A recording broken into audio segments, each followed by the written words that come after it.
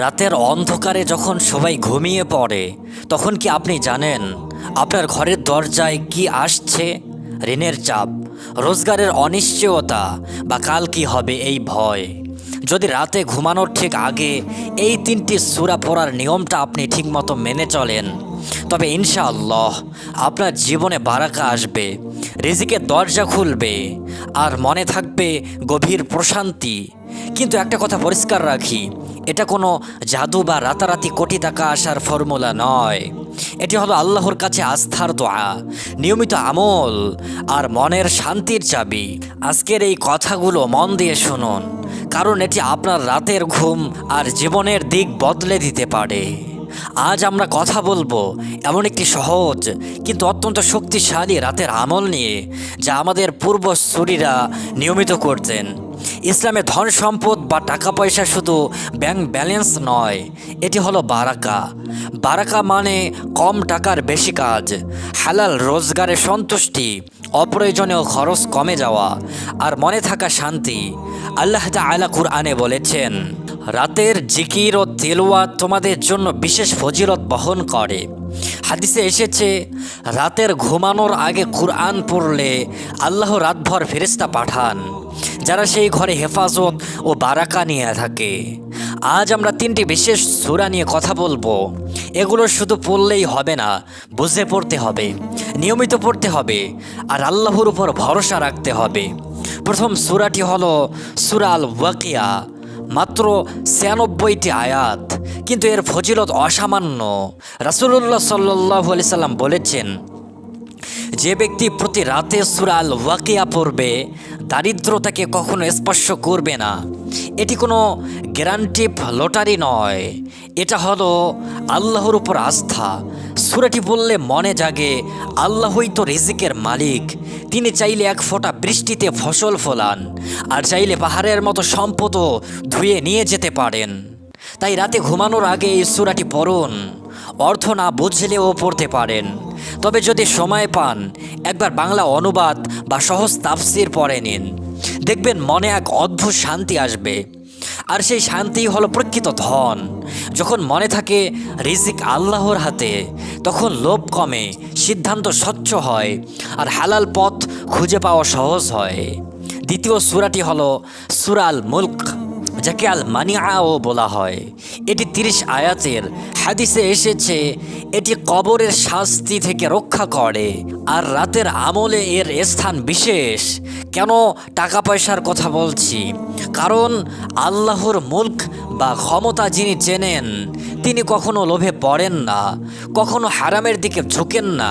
তিনি জানেন প্রকৃত সম্পদ হলো হালাল রোজগার আর সন্তুষ্ট মন। সূরা আল মুলক পড়লে মনে জাগে, আল্লাহই সব কিছুর মালিক, আমি তো তার বান্দা।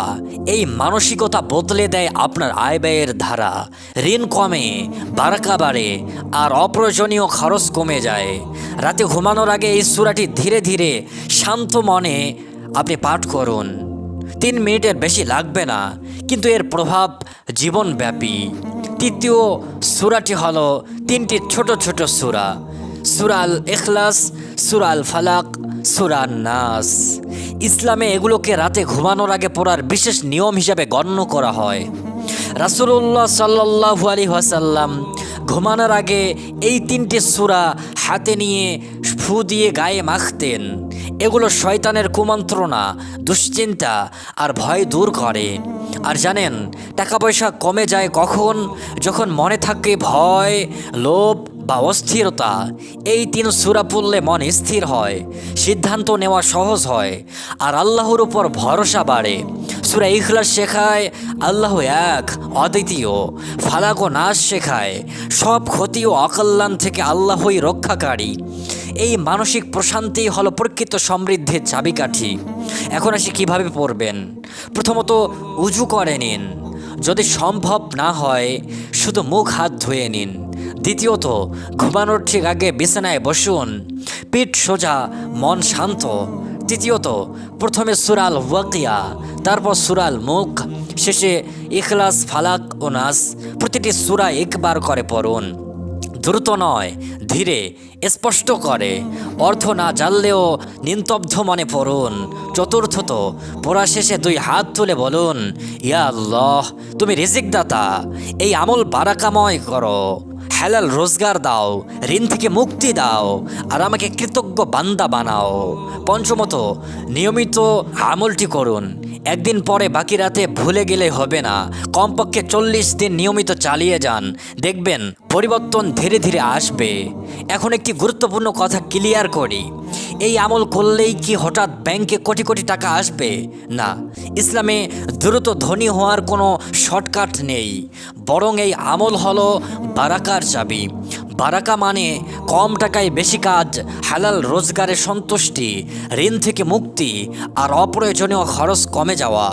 আল্লাহ কুরআনে বলেছেন, যদি তোমরা কৃতজ্ঞ হও তবে আমি তোমাদের নেয়ামত বাড়িয়ে দেব। তাই এই সূরাগুলো পড়ার পাশাপাশি হালাল উপার্জন করুন, ঋণ কমান, দান করুন, আর আল্লাহর উপর ভরসা রাখুন। এগুলো প্রকৃত ধন দৌলতের পথ। ধৈর্য ধরুন, ফল আসবে ইনশাআল্লাহ। আজকের এই কথাগুলো আপনার রাতের অভ্যাসে যোগ করুন। শুধু পড়বেন না, বিশ্বাস করবেন। আল্লাহ তাআলা আপনার রিজিক লিখে রেখেছেন, শুধু প্রয়োজন আপনার আস্থা আর নিয়মিত আমল। এই অডিওটি শেয়ার করুন, যাতে টাকার চাপে ক্লান্ত তাদের জন্য এটি একটি শান্তির বার্তা হতে পারে। শেষে এই দোয়াটি মনে মনে বলুন, রব্বানা আতিনা ফিদ দুনিয়া হাসানা ওয়া ফিল আখিরাতি হাসানাতাও ওয়া কিনা আযাবান নার। আল্লাহ আপনাকে ও আপনার পরিবারকে বরকতময় রিজিক, প্রশান্ত মন আর হালাল সমৃদ্ধি দান করুন। আসসালামু আলাইকুম ওয়া রাহমাতুল্লাহ।